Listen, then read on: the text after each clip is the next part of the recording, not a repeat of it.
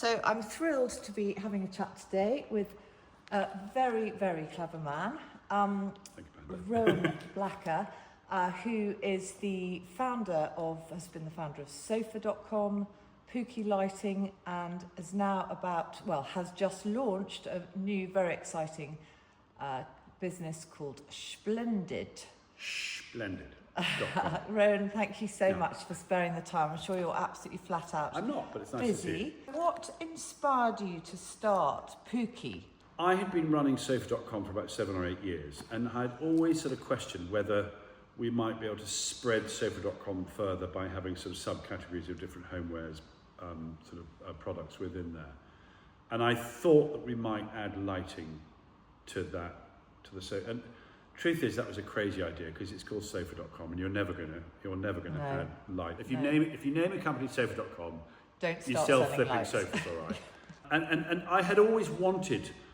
I mean, I'd always sort of liked and coveted, and I mean, lighting's a great category in homewares because it's completely infinite. Anything can be a light, and you could have the most amazing time just designing anything you want. Frankly, you could hang anything from the ceiling, from the wall, whatever. It's so much good. So it was always going to be decorative. So I decided actually quite quickly that it was going to be an absolute 100% lighting specialist. We weren't, having had that sort of thought about sofa.com. Don't dabble in No, we're going to be a else. specialist, and that's the end of it.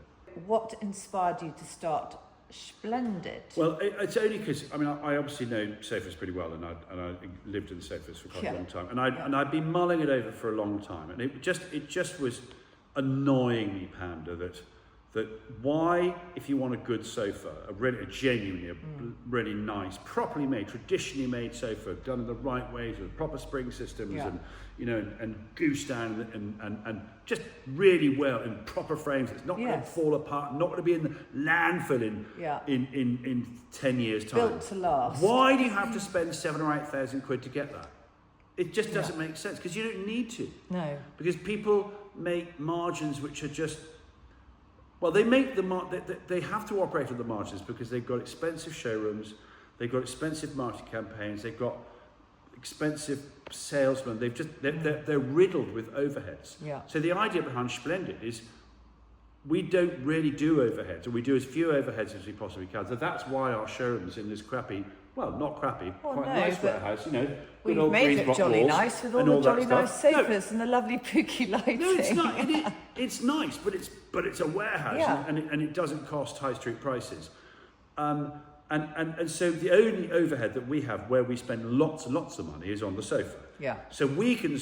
My view is we can sell a sofa which is twice as good as our immediate competition, or at least we spent twice as much money on it.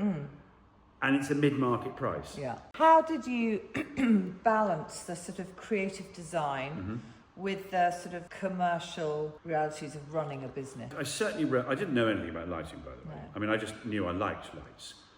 And we had to find manufacturers and we had to create lights. I certainly knew that the business didn't have a single hope unless we could create a great product. Yeah. We had to have a product that people wanted to buy. So the number one thing was design. Make things a beauty, and not just make things a beauty, make them well. Yeah. And so finding the manufacturers was quite difficult. All of that was quite tricky. And that has to lead the process, and the business has to follow up behind it. And the main part of the business, I suppose, is that now we've got to let people know about it. And how do you push this out? How do you marketing is so complicated these days. Complicated, isn't it? It's not easy. But the design came first. Without the product, we wouldn't exist. I mean, Pooky took a lot longer to turn into a profitable business than sofa.com did. Pooky took 4 or 5 years to become profitable, and it was a much more complicated business to get off the ground. Yeah. And it was different in so much as we had to buy lots and lots of stock and fill up a huge warehouse and. It was quite stressful, actually, getting Pooky together. Yeah. So many entrepreneurs struggle with the transition from sort of start-up energy to managing the growth. Yeah. Did you handle that phase? Did that happen very quickly? I mean, there are lots of phases of growth. The truth is, I'm not much of an operator, but where I think I'm moderately good is putting a team together getting the help in. Very important. And people delegation. who know what they're doing. We're actually, getting, I suppose not having the arrogance to know that, or to think that I'm the only person who can run the business. Because the truth is I'm not very methodical. I'm not very process driven. And that's, with growing businesses, you need that.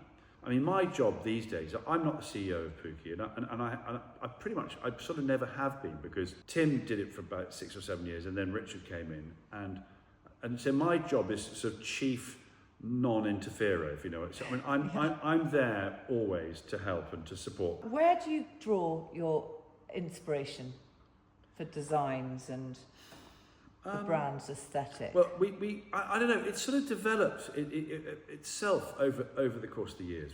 We didn't start out and go, right, this is what we're going to do. We're going to be all about colour and fun and joy. And has it just evolved? I mean, in a way, it evolved from, the shades have been a big leader of this.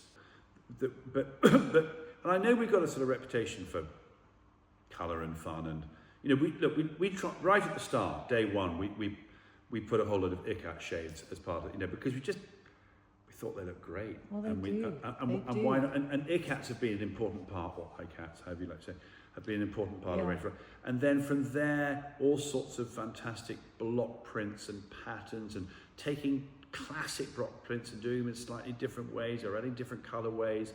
And then they sort of lead each other on. And then we've done loads of collaborations with sort of design, you know, sort of very well established, you know, from William Morris, for example, or Sanderson, or G.P.J. Baker's a new one, or Matthew Williamson, and they bring but we do designs with people who sort of share our vibe. So Matthew, for example, Matthew's a classic one. So, you know, he's all about pattern and colour. Yeah. And from the shades, it then begins to develop how you do your wall fittings or your bases. Just leads nicely, I guess. Yeah, and you know, we've never really sat down and said this is exactly the sort of, we never really notated on. Organic. It's sort of. It has been pretty organic. It has been pretty organic. You know, look, myself and Joe sort of managed the design. Well, Joe predominantly, and me sort of interfering from the side. So we do all the design. It's really good fun, actually. It's really good fun, because you're always looking out, and you're always thinking about things, and you're always looking at shapes, and you're always thinking about, well, if we did that, we added a bit of that, we turned, and why don't we add some glass to that, or why don't we take this alabaster and add some glass, and we'll put the wood at the, and all it is just you're building up different shapes, you know, and sort of geometries, and put it, you know, I'm not a designer at all, but I've sort of inadvertently become one. What would you say your proudest moment? I'm sure you've had a lot of very proud moments, but proudest moment in your career so far? Oh God, I don't know. Well, no, I tell you when I'm proud, but I'm also nervous. We get a lot of our lights in India made in. Sorry, we get a lot of our lights made in India. Not all of them, but a lot. Yeah. And when I go to India, I just realise how many people are reliant upon the business that we've set up. Yeah. Now that's partly pride, but it's also infuses me with this incredible sense of duty to them, because there are directly within all the factories that we use, there's probably 1,000 people who work in these factories. Indirectly, so if you go further down the supply chain, so the people who cast the brass, or the people who block print the fabrics, and I think, I never bother to calculate, but I think there are thousands of people work, whose livelihood depends on what we've set up. Yeah. It's not really pride, because I don't look at it and go, oh, well, isn't it amazing? No, but it's amazing. It's a wonderful thing. It's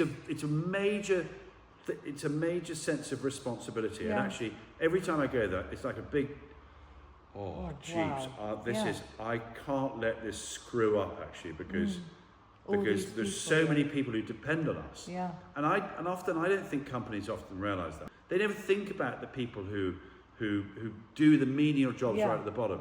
But there are so many of them. You know, and I'm just talking India. We get certain things made in China or Vietnam or Poland, or genuinely big responsibilities. Yeah. So again, we can't design crap which is going to sort of upset the company. We've got to make sure that what we're doing all the time is good, because people have got to, because we've got to I know it sounds ridiculous. You've got to feed the beast. You've got to feed the machine going, because yeah. you've got to look after all these people. Yeah. If you could give one piece of advice to a budding entrepreneur, you know, who's got a brilliant idea but has no clear plan, what would it be?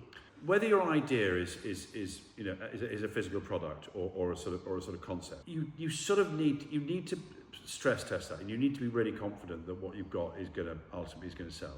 You just need to make sure your product is better than anything else out there on the market. It just has, or at that price point, it has to be as good, better, or even better than that. Otherwise, there's no point in doing it. If you're just trying to sell something half-hearted, well, no one's going to really listen to you. So product is absolutely everything. Yeah. And then your team, and this is very hackneyed advice, and I have said this already, just get the right people to help you. And just remember, you're not the best. You may have had a genius idea. Doesn't mean you're the best person to carry it out. Thank you so much. Thank you. Really, really interesting, and very good luck with Schplendid. Thank you. All our members need to get on there now. Thank you very much.